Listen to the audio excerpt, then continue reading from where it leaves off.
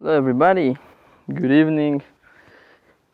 So on this Saturday night, I decided that while walking with my cute dog Mr. Ice, I'll try to do something that I've never done before, which is to try and beat the computer, the stockfish engine on leashes, which I've never attempted to do, because in general I don't like playing against engines so much. I feel like it's not the same as playing against a human player, and I always felt like playing against an engine is like the engine way of thinking is much more mechanical, is based on a lot of calculations, less on intuition and feeling and so on. But I was figuring that I should test kind of my abilities to beat this engine, which should be quite challenging because I've actually set up the settings to be on the highest level of stockfish, at least on this side, level 8. So let's try to see what's going on.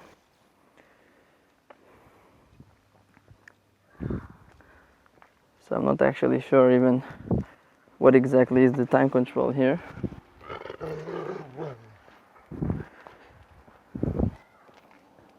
So E6, out of all possible openings, engine chose French defense. I'm a bit surprised because the engine tend to be very strong in very sharp positions. So playing the French defense perhaps is not the most suitable opening for this type of game. I might be wrong though. Okay, so D5. So I think as a kind of general strategy for this game, I should try to kind of strive to get a very calm game, not too complicated and not too, let's say, calculations to be made. So I'll go for what I'd consider to be the most solid line, knight D2. So knight C3 would be a more principled choice. E5 would immediately close up the game. So knight D2, I think, the most suitable. So he now played the move C5. Let me play knight F3. So that's a move kind of keeping the tension and defending my own pawn on D4. I kind of curious to see how would he react to such a move. So he plays knight F6. Very sensible, though I'm not entirely sure that's the move strong players tend to choose, but it should be quite sound. Let's take on D5. Once again, I don't want to play the move E5 because it will close up the game, and I want to strive to get a bit of an open type position, just in order to be able to have the slightly more easy game. So he took with the pawn. Okay, let me check on B5. By this I'm developing my bishop while getting prepared to castle. Bishop D7. Let's take on D7. This position is still very much theoretical. Now the move is castling.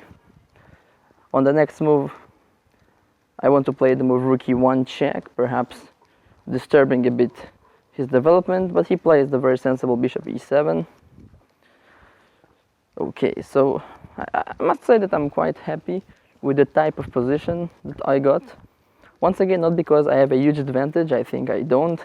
At best case, white might have a very slight advantage thanks to the fact that right now I'm going to play the move d takes c5 and try to inflict black some damage to his pawn structure and force him to take with the knight. And now he has this isolated pawn on d5, which I might try to take advantage later on. And really the type of position here should be quite safe for white, not too much complications. Let's play knight b3 here. So I'm trying to get a foothold on the d4 square. This should be a very strong outpost for my knight. Yes, knight c to e4.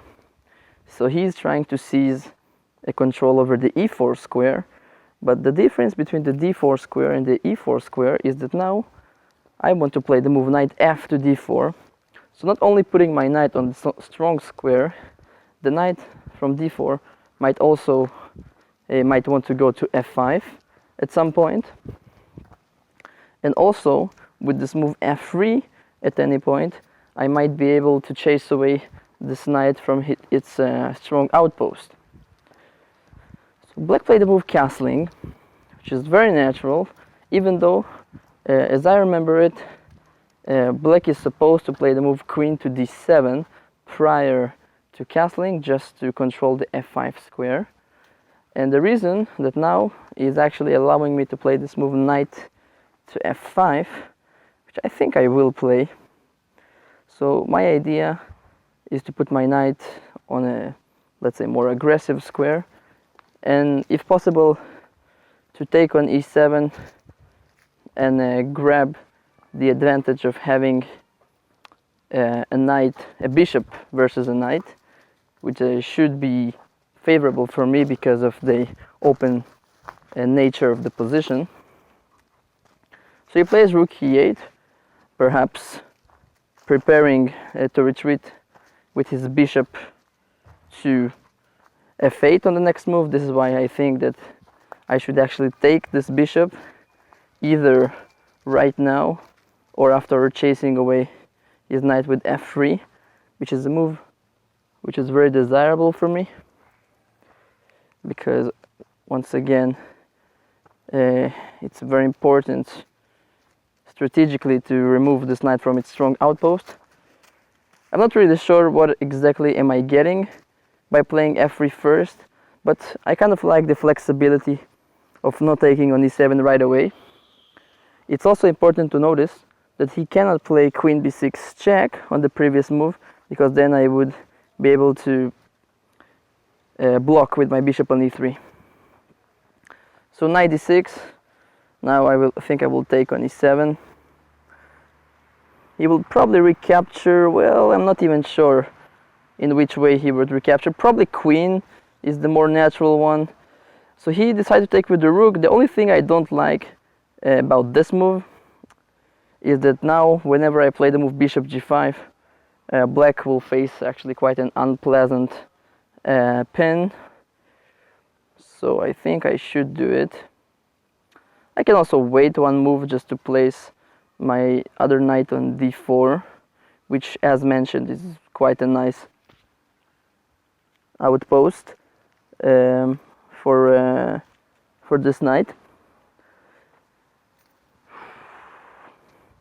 So stockfish is obviously playing very solidly. Let's play bishop g5 just to see. I'm kind of curious to see how the engine would react to such a move. So given the choice, I want to take on f6. Wow, so knight f5. You see that's a move which I think a human player would be, it would be very difficult for him to find. And if I understand it correctly, his idea that if I take on f6, he takes back, and the weakness of the e3 square will give black some counterplay, which is a very, let's say, irrational decision. I mean, for a human player to allow his pawns to be doubled like this is very counterintuitive. I'm really wondering if I should just take on f6 or just try to keep the pressure. I have a couple of more options to play some useful moves. One of them is queen to d3 with a tempo on the knight on f5, and also connecting my rooks. And then I will be able perhaps to challenge his e-file. But then he would be able to play this queen b6 move and to protect his knight on f6. So basically, if I want to inflict some damage to his pawn structure, I should do it right now. I really cannot wait for for one more move? It's a big question. Once again, playing against an engine, you kind of want to, as mentioned, to play as safe as possible, but I'm kind of curious if the move Queen d3 is really safe, or is it just kind of, let's say, shy away from complications. Let's try Queen d3. Once again, I'm very curious to see what the computer has in mind, because I really don't see a great way for him to maintain all of this pressure. So Queen b6 check, fine. This was more or less kind of obvious. I'll play King h1. And now, yeah, I assumed he would like to play knight e3 right now. But apparently I'm wrong. h6, wow, this is a really bizarre move. The knight on f5 is just hanging, and if I take it right now, I basically win a pawn. Black will get some activity for it, but it seems like a fairly safe pawn for me to take, I must say. Huh. So I can take on f6 intermediate move first, because then he will take with the queen. But this seems fairly safe. Okay. So I'm about to take a pawn. If I want, I can also wait for one move and take it on the next move, because there is really no, let's say, active way for black to defend it. So black, basically, as I understand it, black is counting on his activity to compensate him for the extra pawn. But once again, I must say this is the moves he made are really kind of moves I wouldn't guess myself, let's say. Okay, let's take on g5. Kind of, I will let him try to prove his compensation. Okay, so rook e2. This is sensible. He wants to activate his rook and attack my pawn on c2. So the pawn on c2, I would really like to play c3 here and to place my knight on d4. But the problem is then the pawn on b2 would be hanging. So I would like to search for an active way to protect this pawn. I don't want to play a passive move like rook c1, for example, which is a move that I would only do if I have no other choice. So to me, queen f5 seems sensible. I protect the pawn while also kind of not playing any passive moves. He instantly plays rook e8, which is logical, of course, because he wants to connect his rooks. And I feel like now it's a good time for me to activate my rooks. So a move like rook a to d1 makes a lot of sense. Then I'm also threatening knight d4 to activate my knight a bit. Yeah, seems safe enough. Let's play rook d1.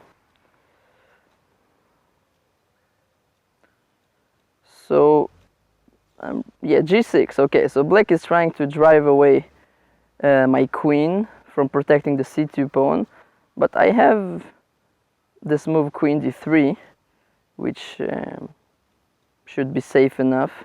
And now against the move rook to e3, which I guess was his intention, I would have the move queen d4. But he plays knight h5, trying to get his knight on f4. The computer is playing extremely actively. I kind of admire such active play. Also, actually, he's leaving his pawn on d5 unprotected. But if I take it, I will get under some knight f4 related tactics, which I really don't want to do. So one way to protect would be to play g3 and just to deny the square on f4 for the knight. But that's a very committal move, because my king will be very exposed after such a move. Now I want to kind of play a safe move just to avoid any potential danger. But the computer is playing actually remarkably good. I don't know what's the objective evaluation of this position, but from practical point of view, I can very safely say that I feel under pressure. Those rooks on the e-file, this knight coming to f4, also the queen on b6 is doing a very good job of not allowing my knight on b3 to be, let's say, too comfortable getting on d4, because then my pawn on b2 would hang immediately.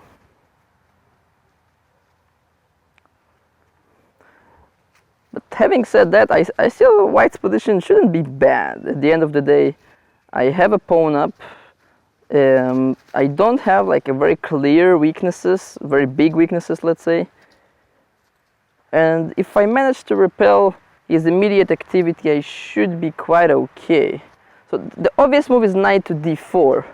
But then he plays an intermediate move, knight to f4, attacking my queen and the pawn on g2. This is what I really dislike about the move knight d4. Otherwise, it would be perfect.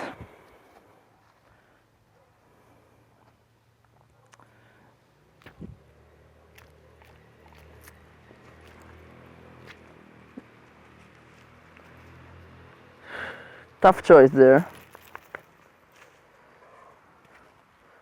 Very tough choice. So the only problem when walking with my dog that he is apparently not the most intelligent dog in the world, and he is constantly trying to pick up some rotten food from the floor, and I need to kind of make him spit it out, which he doesn't always do, and then he gets sick and never learns not to do this. So, knight h5. I'm kind of feeling the pressure because I don't want to lose too quickly. I just want to get into a safe position. Can I just play something safe? I must say that I don't see any direct refutation to the move g3. I just feel that it's too risky.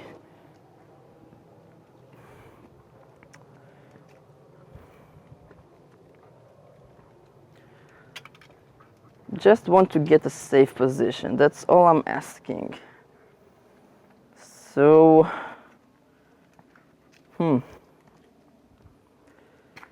I might as well try to give a pawn back just in order to kind of stabilize my position. It's not so clear how to do that. So I move like queen d4, trying to exchange queens.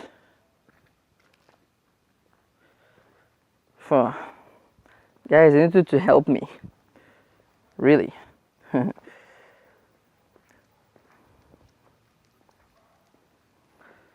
So let's try to go with queen d4. And if he takes on c2, I exchange queens. And I get into the end game, which I feel like it's just worse for me. I would feel bad about going for such a variation because it's kind of obviously bad for me.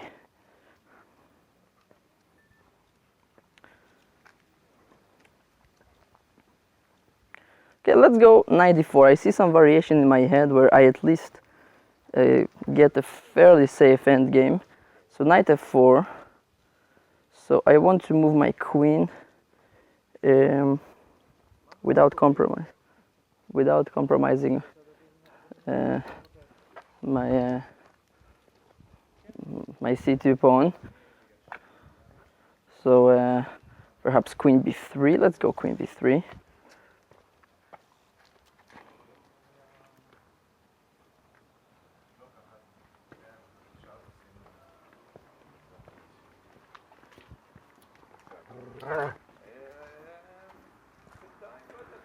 So knight takes is bad. I think I have to take with the a pawn.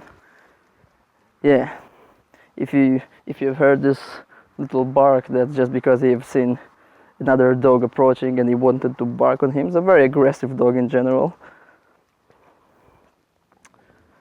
Okay. So he took my pawn, but on the bright side, I feel like my position is fairly safe now. My knight on d4 should cover most of my weaknesses, but his rook on g2 is a very active piece and cannot be tolerated. Let's try to exchange him. Rook f2. Okay, so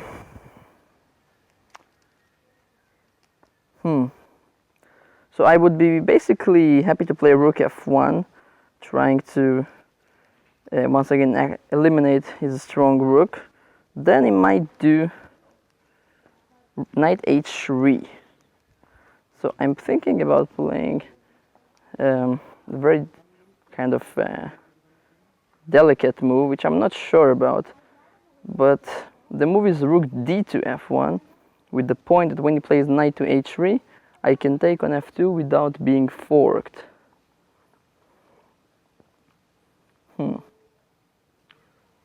It's a bit of an ugly move. Let's try it, because I feel like exchanging the rooks is a big priority for me, because his rook was too active. And in this endgame, I feel quite safe, I must say, even though black is definitely not worse. His knight on f4 is a very nice piece. So the obvious thing for me to do now is to try and bring my king closer to the action with king g1 followed by king f2.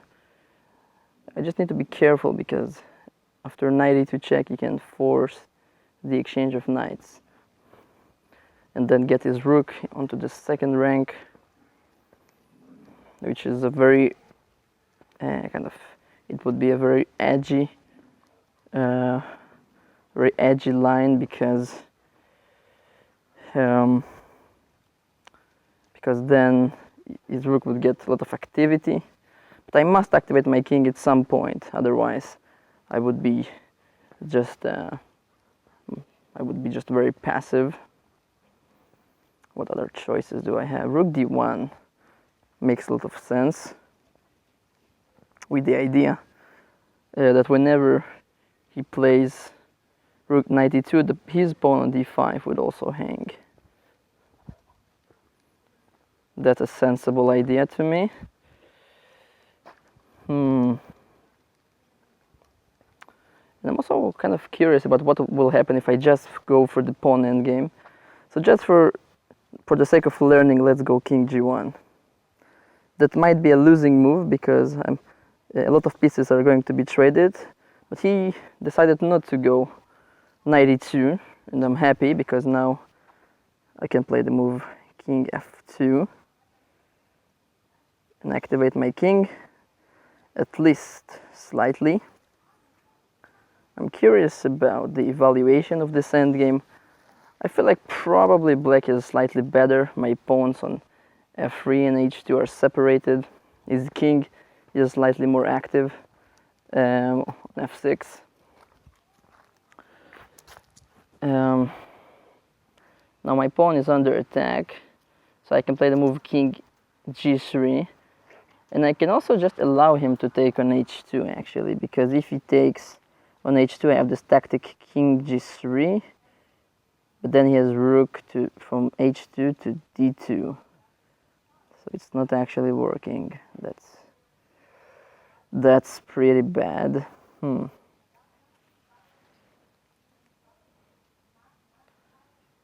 So the problem is that whenever I play king g3, he pushes his pawn to g5 and kind of solidifies his knight on f4, which is a very bad sign for me. Yeah, this endgame might be difficult for me to hold.